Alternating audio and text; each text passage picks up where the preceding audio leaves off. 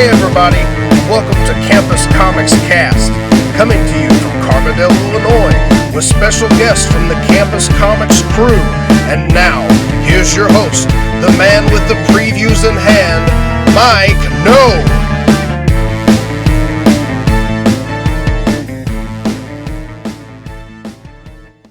This is Scott Reed with Campus Comics Cast. I'm here at Berg Comics Con 2018. It's August 18th, 2018, and I'm here with Joe Dodd and Don Kramer. Joe, how you doing? I'm well, thank you. Don, how you doing? A bit warm, but we're doing good. So yes, we had some heating. It's a little warm in here. Yeah, definitely some heating issues. So, all right. So, Joe, do you remember the first comic book you ever read, or like your earliest comic book memory? Yeah, you know what? When I was a kid, my dad had the old comics, like Lois Lane. You remember those, right? Jimmy Olsen. Jimmy Olsen and Lois Lane. That was my first comic book that I ever read, because my dad had all those old issues. And then the Archies, you know, the original digest ones, the small ones that were, you know, the yellow pages because they're so old. They sat in the basement forever.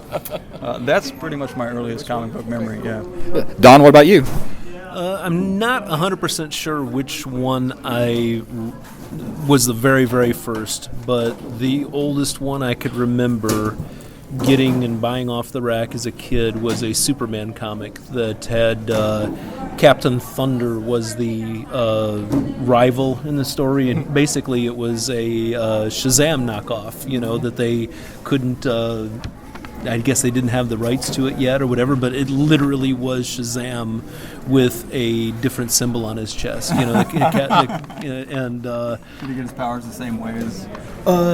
He had to say thunder, and it was a Indian shaman that was the wizard. You know, so there was a knockoff. Yeah. So. Yeah, I think I remember they did that so they could answer the question who would win between Superman and Captain Marvel. So that's why they kind of wrote that story. Is that what it was? Because, well, I mean, Superman won, but it was more like, for him in the story, it was kind of like a helping Captain Thunder come to his senses because he was in a different dimension and he didn't know where he was at, and he was lost and disoriented, and that's the way the story ended, you know. So, but yeah, I don't know, it was really neat, and I just remember that being the earliest one I remember, but I don't know if it was the earliest one though. But I think that's the earliest one that I bought in my collection though. So. And then, of course, I forgot to mention that, of course, Joe Dodd has worked for DC, Marvel, Zenescope on Human Torch, Nightwing, Marvel Age, Fantastic Four, some other better ones that I'm missing. Hasbro has been a big staple for me right now. I do a lot of Spider-Man stuff for Hasbro, so that's probably my main character, my go-to. You know? And then Don has worked for DC for JSA, Batman, Detective, Wonder Woman, Dr. Fate. Any others you want to mention? Nightwing for a little while, JSA versus Cobra, an issue of Shazam, a little Outsiders. A little bit of everything while I was there, so yeah, it was a fun time working. So Joe, who would you credit as your biggest influence on your comic book career? Wow, I would have to say my friend Dustin Nguyen. He was kind of my mentor growing up in comics, and he when he broke in, it was after we met him in '99 when he got his first job with Image.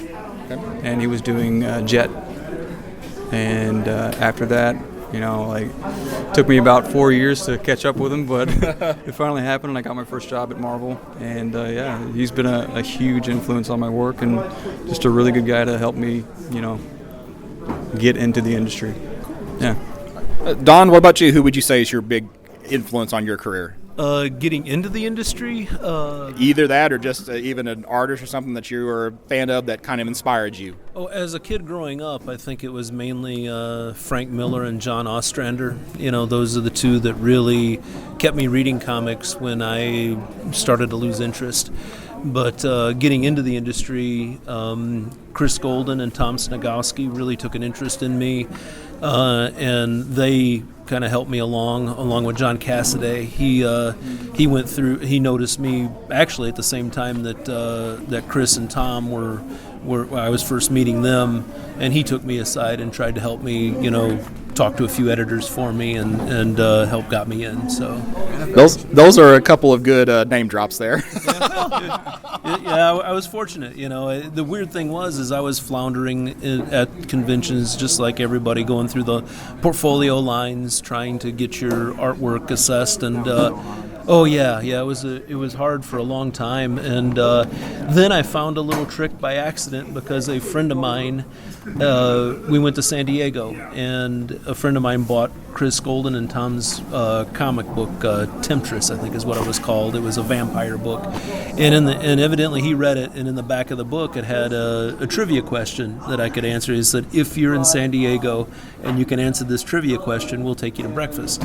And so we answered the trivia question, and I got to know those two as writers and started showing my artwork to them. And I was sitting around a round table between me and Chris and Tom Snagowski and Eric Powell. And Eric was the artist on Temptress at the time, I believe. And anyway, they took an interest in my artwork, and we started talking, and I started working on some stuff with Tom, and Chris started pitching me to companies with some of his projects in mind. So it was a little bit of time, but the trick was more actually to get to know the writers more than the editors, because the editors aren't interested in wanting to work with somebody that doesn't have a proven track record. They don't want to just hire somebody off. But if they are working with a writer or an artist that will say, yeah, this guy, I want to give a shot to,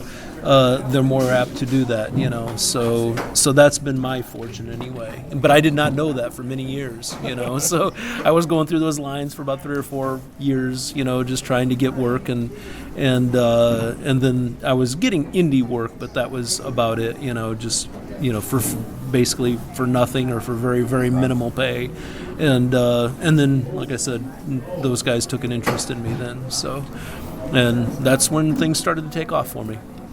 So, Joe, which of your past projects would you say you're most proud of, or best represents the work that you do? I think it would have to be the Spider-Man stuff that I've done with Hasbro. I've been doing that since about 2008, so I've had a hand in pretty much all the toy lines that have come out since then. And it's been a lot of fun, because he's one of the greatest heroes to ever grace the stage, And yeah, I would have to say Spider-Man would be my favorite one. And my current one that I'm working on right now is pretty amazing, what I get to do. So, you want me to go into that? Well, I think I'm going to ask you a follow-up about some future projects here. So Don, what would you say out of your past work is something that you're most proud of? Detective Comics 826, which was a Joker story with Robin in it, and that keeps getting reprinted as like one of the greatest Joker stories ever told. And so I really was excited to be a part of that. JSA versus Cobra was another one that I really, really liked for my own artistic benefit. I thought that's where my art looked the best. And then, of course, the run on JSA, working with Jeff, was fantastic. I've got nothing but praise for what Jeff has done and what he was able to accomplish in that book. So that's really about it. So, Joe, do you have any upcoming projects that you want to can talk about or mention? The one I'm working on right now, it's not public. It's for grade school kids, okay. 6 through 8. It's with a company called Amplify Education, and what we're doing is we're creating English language close reading and comprehension programs for kids. And what I get to do is illustrate and animate a interactive graphic novel that will help these kids get to the level that they need to, as in their comprehension of reading. So I get to draw comics, and they're animated, and they're badass. Is there a title that you can mention for yes, that? It's called The Last Readers. Yeah. So, Don, what about you? Do you have anything upcoming that you can talk about at this time? I have a creator-owned book that I'm working on, but really there's no definitive title yet. I've just been working on that slowly in my off time in between other jobs that are paying the bills a little more successfully, and then yes, hopefully someday soon we'll get that off the ground. So, Joe, if somebody wanted to keep track of what's going on with your career, where would be the best place for them to do that? Well, I think the best place that I post most regularly is on Instagram. You can find me at joey.art on Instagram. That's probably the best place, because any place else I got on my Facebook, and I don't have really a website. I don't have the time to upkeep with it. I got kids now, and it's really hard to do all that stuff. So, I post sketches and life drawing and things like that on that side. And Don, same question. What about you? Where would be the best place to follow you or keep track of what you're doing in your career? Probably the easiest place is to reach me on Facebook. Just Don Kramer. You can find me there. I do have a website, but it's been really inactive. Like you said, you get so busy with it. Yeah, I haven't touched that in years, So, but yeah, people can. Matter of fact, I'm probably going to be shutting that down soon, though. But the easiest place is Facebook, or you can reach me through my email. Just donkramerart@gmail.com. And.